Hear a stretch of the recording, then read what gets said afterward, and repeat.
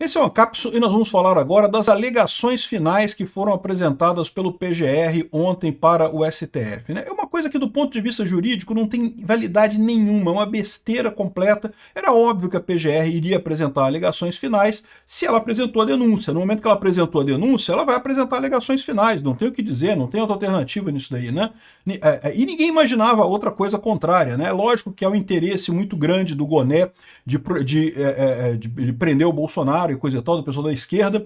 Então, isso não é nada diferente do esperado, né? Então, o fato do pessoal ter publicado essa delação ontem foi muito mais um efeito midiático, de dizer que, olha só, tá vendo, Trump? Nós não vamos ceder, vamos continuar perseguindo o Bolsonaro e não sei o que lá e coisa e tal. E ninguém esperava outra coisa. Eu já falei para vocês, é lógico que não se espera que o Alexandre de Moraes ceda em momento algum. Se o resto do pessoal do STF não der uma solução, não vai ser o Alexandre de Moraes que vai fazer qualquer coisa, né? Enfim, isso daqui, portanto, é um grande nada, não mudou absolutamente nada, mas vale a pena a gente entender duas coisas principais e algumas outras coisinhas, alguns outros detalhes. As duas coisas principais que chamaram a atenção. A PGR não pediu a prisão temporária do Bolsonaro, a prisão preventiva do Bolsonaro. Lembra que a gente viu o pessoal falando aqui, ó, que o futuro do Bolsonaro está nas mãos do Goné? Isso aqui foi há 4 dias atrás. O pessoal estava pedindo, Goné, bota a prisão preventiva do Bolsonaro pelo risco de fuga dele, coisa e tal. E nas alegações finais ele não pediu a prisão preventiva do Bolsonaro. Então, ou seja, ao contrário do que a esquerda esperava, não veio a prisão preventiva dele, né?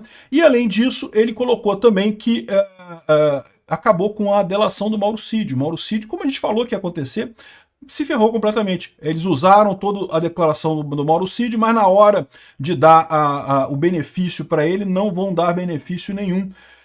Infelizmente, assim, o pessoal critica muito o Mauro Cid, dizendo que ele foi fraco e coisa e tal. Eu, sinceramente, é muito difícil avaliar essas coisas, porque o cara estava numa situação que estavam ameaçando prender o pai dele, ameaçando... Pô, quanto você aguentaria se você fosse torturado nessa situação? Eu não sei quanto eu aguentaria. Ninguém sabe quanto eu aguentaria. É muito fácil criticar o cara, porque você não sabe o que o cara passou na tortura dele lá, né? Então, infelizmente, a situação é essa. Acabou que usaram a delação premiada dele para inventar esse caso inteiro, que não tem nada no final das contas, e ele não vai ganhar nada com isso, né? Vamos falar sobre esses assuntos aqui. Essa notícia foi sugerida por Donaldo Trampo, anarco-socialista e várias outras pessoas. Obrigado aí ao pessoal que sugeriu notícias lá no nosso site, no visãolibertaria.com, e obrigado a você que está assistindo o nosso vídeo. Se você gosta do nosso conteúdo, por favor, deixe o seu like e se inscreva aqui no canal, né?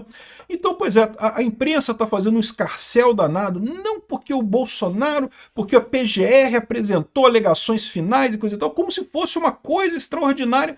É lógico que ela apresentou alegações finais, é a parte do processo, estamos nessa parte do processo. Agora vem as alegações finais da defesa e em seguida já vai ao julgamento. Se o André Mendonça não acatar o mandado de segurança que foi pedido lá pelo pessoal do Felipe Martins, em princípio agora já é o julgamento, ou seja, ele apresentou, o PGR apresentou as alegações finais, as defesas vão apresentar as alegações finais e depois é o julgamento. Esse é o processo, é o rito processual próprio. Não tem nenhuma novidade nessa história aqui. O que tem, evidentemente, é o interesse da esquerda muito grande de tentar animar a militância. Não, militante, fica alegre aí, vão prender o Bolsonaro e coisa e tal, e coisa e tal. E detalhe, tem que animar mais ainda porque, de novo, o PGR não pediu a prisão preventiva, né? Tava todo mundo esperando isso. Deram um recado até aqui, ó, a Carolina Brígido, né? Embora o STF, para o STF haja motivos jurídicos para decretar a prisão preventiva do ex-presidente, isso só poderia acontecer diante de um pedido da PGR. E é lógico, eles falaram isso há 4 dias atrás, eles sabiam que a PGR iria mandar as alegações finais agora. Poderia, nas alegações finais, ter pedido a prisão preventiva do Bolsonaro, inclusive porque incluiu nessa coisa toda que o Eduardo Bolsonaro estaria agindo no exterior para fazer o golpe aqui no Brasil e não sei o que lá. Então, ou seja, eles colocaram esse troço aqui também nas alegações finais. Poderia ter pedido a prisão preventiva do Bolsonaro, não pediu. Então isso desanimou certamente a militância do pessoal, muito embora, como vocês sabem, o que vai acontecer agora? Você tem agora alegações da defesa, depois teria o julgamento e depois teria recurso ao plenário do STF. Vamos ver como é que vai ser isso daí. Tudo isso vai ser explorado com muita com muita fome pela imprensa, pela esquerda, para dizer que não, que somos independentes e não sei o que lá, não sei o que lá. Mas a verdade é que isso pode dar uma merda muito grande. Vamos ver como é que a coisa vai se comportar a partir de 1º de agosto, quando entrarem em vigor as sanções do Trump, né? PGR pede condenação de Bolsonaro. Quando será o julgamento criticado por Trump? Ou seja, a expectativa é que seja alguma coisa em setembro, né? Ele pediu a condenação de todo mundo. Bolsonaro, ele pediu 43 anos para o Bolsonaro. Enfim, isso tudo é esperado, né? Ele falou que o Bolsonaro foi o principal articulador e o maior beneficiário. Não tem nenhuma evidência de que Bolsonaro tenha articulado absolutamente nada. No entanto, assim, eu não critico o PGR, tá? O PGR é o que eu falo para vocês, o PGR, a função do PGR é acusar mesmo. Você não espera que o PGR pegue leve, né? O ideal seria, se fosse um PGR isento, né, não denunciar.